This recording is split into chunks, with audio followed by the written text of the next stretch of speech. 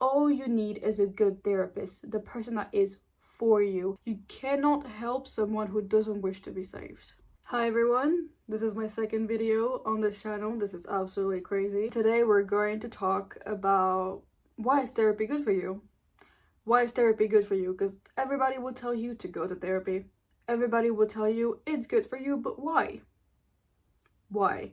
And what actually are the processes that could actually make you feel good while you're going to therapy?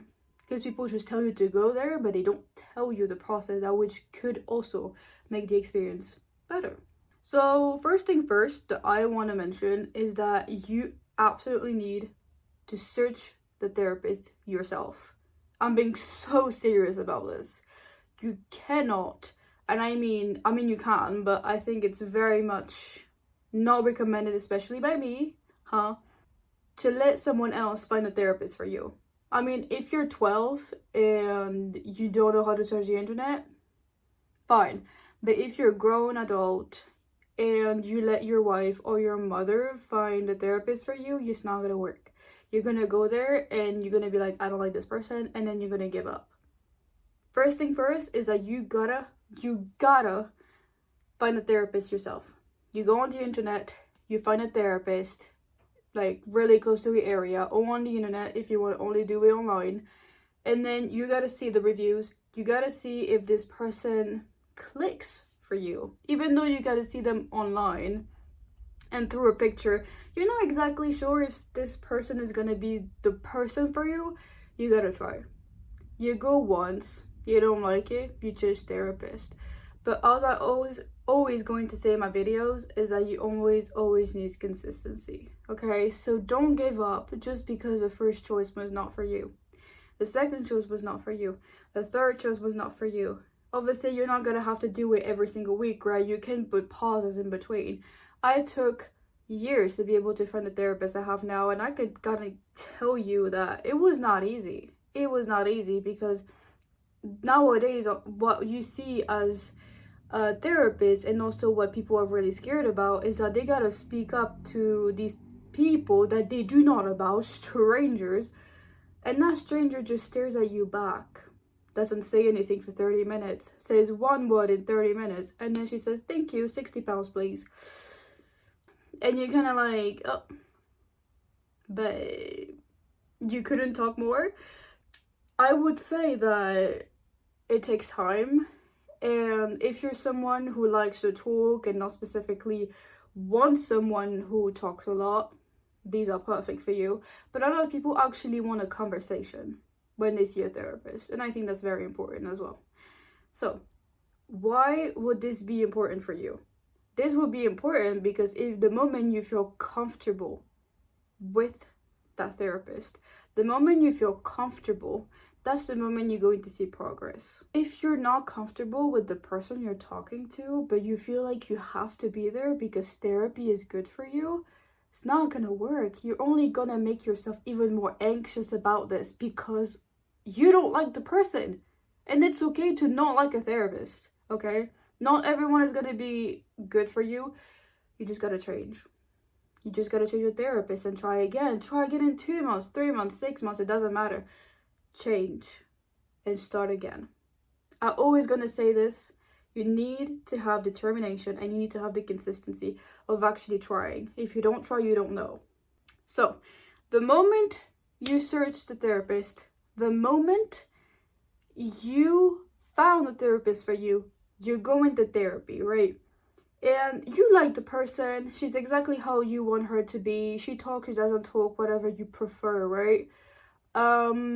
You actually gotta put the work yourself as well, because the therapist is not the person that's going to do the thing for you. She's the person who is going to guide you towards the right direction. You gotta make effort for yourself, okay? Like, the moment you talk about whatever is the issue and the therapist can suggest something or simply talk about it, and you feel like, oh, maybe I can try this today. Maybe I can try a new activity. If, for example, you have social anxiety and you're going there specifically for social anxiety, you've been talking about to her for weeks, and then, oh, You want to do a new activity. Do it. Do it. Don't think that it's just because you're weird. Think that it's because you're actually opening up to new ideas. The moment you start to talk to someone that is not a friend, a family member, someone that you know, but is someone who doesn't know you and will never know you personally because this person is paid by you, you're actually going to have really good results.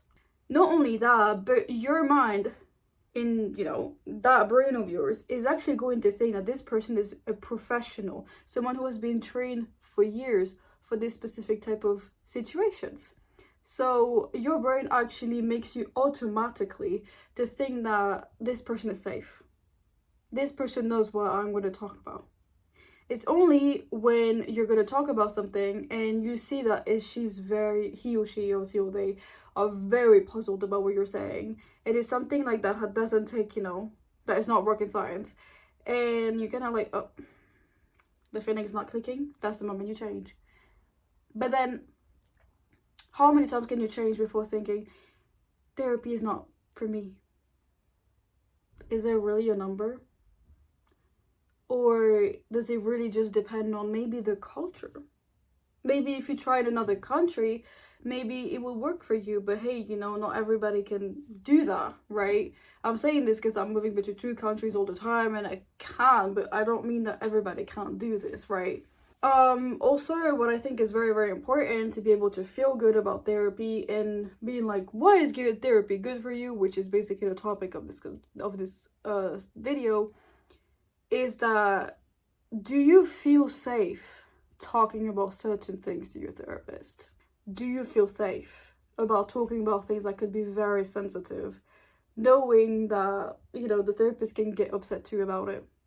You gotta have to be mindful that your therapist is also a human being who might actually also get really upset about something that you say. Are you ready for this?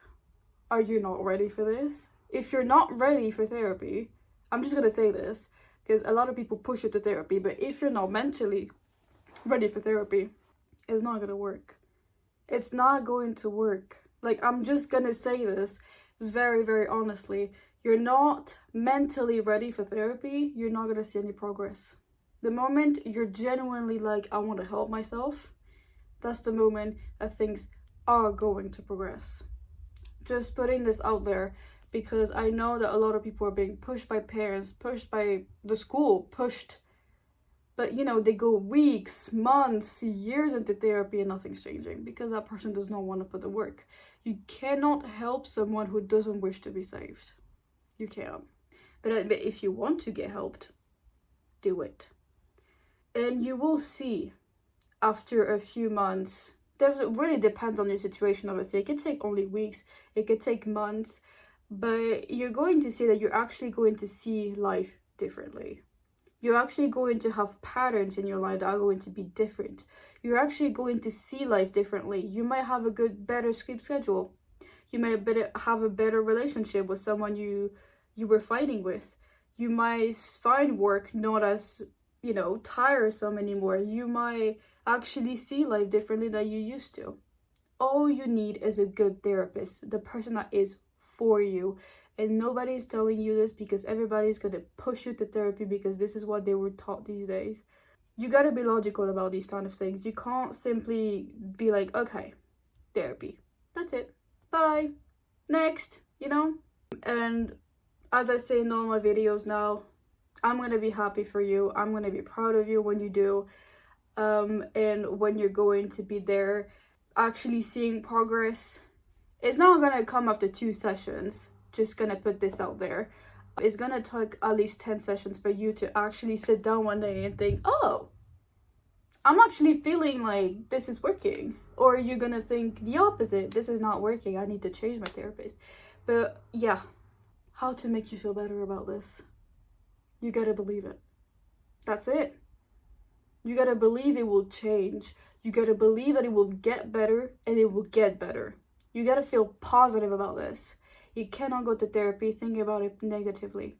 But you can, and your feelings might very much change the moment you meet the therapist, Like, you had a really bad experienced before, or you generally did not believe that could work, and then you meet them 3-4 times and you're like, hey, this actually is working. Whoa, I might give it a try. That could also happen. So I'm just saying, you know, you do what you gotta do. When you're going to therapy, I'm gonna be proud of you.